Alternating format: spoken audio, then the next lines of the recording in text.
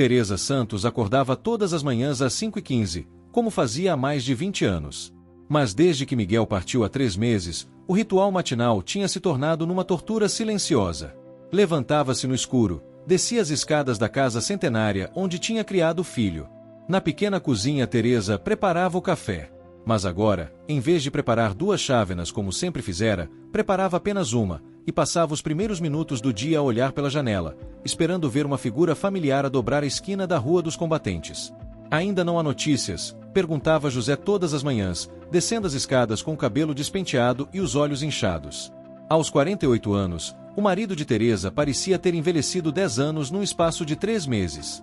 Os ombros, sempre largos e direitos de uma vida de trabalho físico, agora curvavam-se ligeiramente, como se carregassem um peso invisível. Nada, respondia Teresa, na voz uma mistura de esperança teimosa e desespero crescente.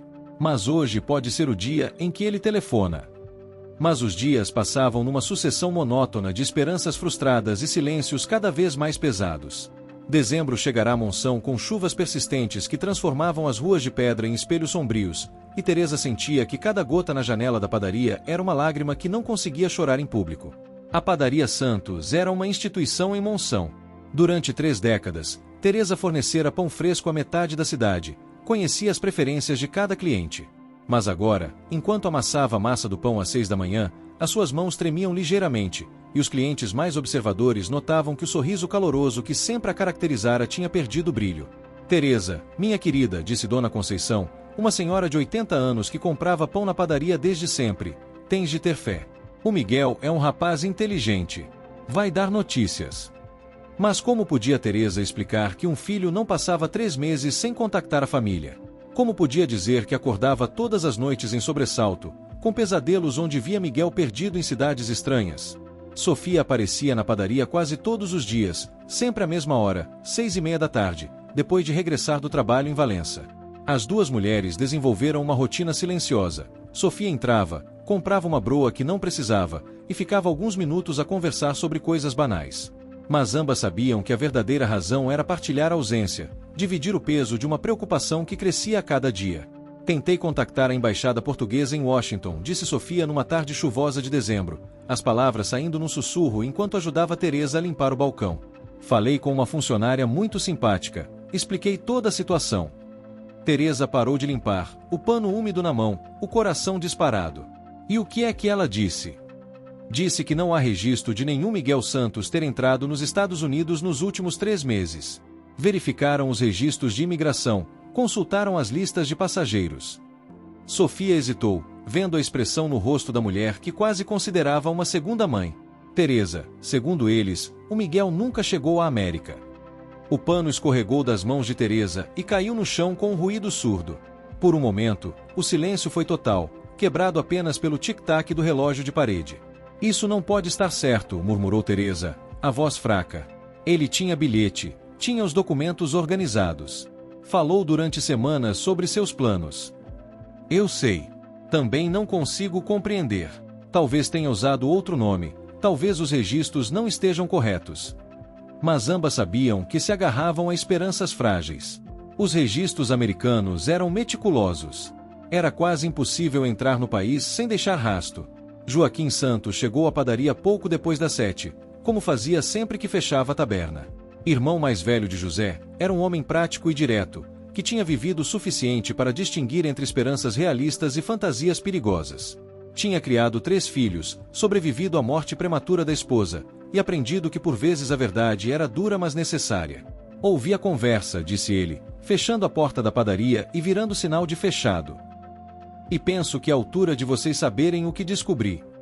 Teresa e Sofia olharam para ele com uma mistura de esperança e receio.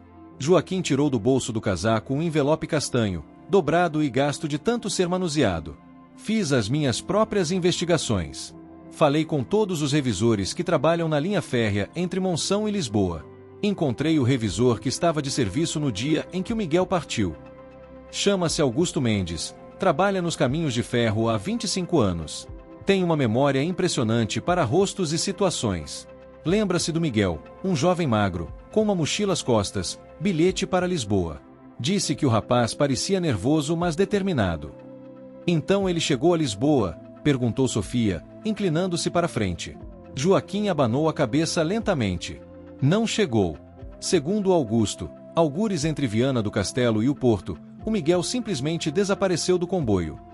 O silêncio que se seguiu foi ensurdecedor. Teresa sentia o sangue pulsar nas têmporas. Como é que isso é possível? As pessoas não desaparecem dos comboios. O Augusto verificou o comboio várias vezes durante a viagem. Entre Viana e o Porto, passou pelo lugar onde o Miguel estava sentado. O lugar estava vazio. Pensou que tinha ido à casa de banho. Mas quando chegaram ao Porto, o Miguel não estava em lado nenhum. Joaquim dobrou os papéis novamente. Falei com a polícia ferroviária. Verifiquei se houve algum acidente naquele dia. Nada. O comboio fez o percurso normal, sem problemas. Mas então onde é que ele está? A pergunta de Sofia saiu como um grito abafado. Há só duas explicações possíveis. Ou o Miguel desceu numa das estações entre Viana e o Porto, o que significaria que mudou de ideias, ou... Não conseguiu terminar a frase, mas todas compreenderam. Teresa levantou-se bruscamente. Não! O meu filho não está morto. Eu sentiria. Uma mãe sabe essas coisas. As lágrimas que guardara durante 3 meses finalmente começaram a cair, primeiro lentamente, depois numa torrente que parecia não ter fim. Sofia abraçou-a, e as duas mulheres choraram juntas, unidas na dor de uma perda que ainda não compreendiam. Joaquim ficou sentado em silêncio. Tinha visto muitas tragédias na vida, mas esta tinha algo de particularmente cruel. A incerteza era, em muitos aspectos, pior que a certeza da morte. Vou falar com o José amanhã, disse finalmente. Vamos contratar um investigador privado. Alguém com recursos, com contactos. Se o Miguel está vivo, vamos encontrá-lo. Naquela noite, depois de Sofia ir para casa e Joaquim regressar à taberna, Teresa ficou sozinha na padaria, sentada no escuro. Através da janela, podia ver as luzes das casas vizinhas, onde famílias normais viviam as suas vidas sem o peso da incerteza que ela carregava. Pegou no telefone e marcou o número de Miguel pela 100ª vez. Como sempre, a chamada foi para o correio de voz. Miguel sussurrou, se estás a ouvir isto, por favor liga para casa. Não interessa o que aconteceu. Só queremos saber que estás vivo. Do lado de fora, Monção dormia sob um manto de chuva fina, e em algum lugar do mundo seu filho vivia uma vida que ela não conseguia imaginar, guardava segredos que explicariam o inexplicável. Mas isso, ela só descobriria anos mais tarde. Não percam o próximo episódio porque nós também não.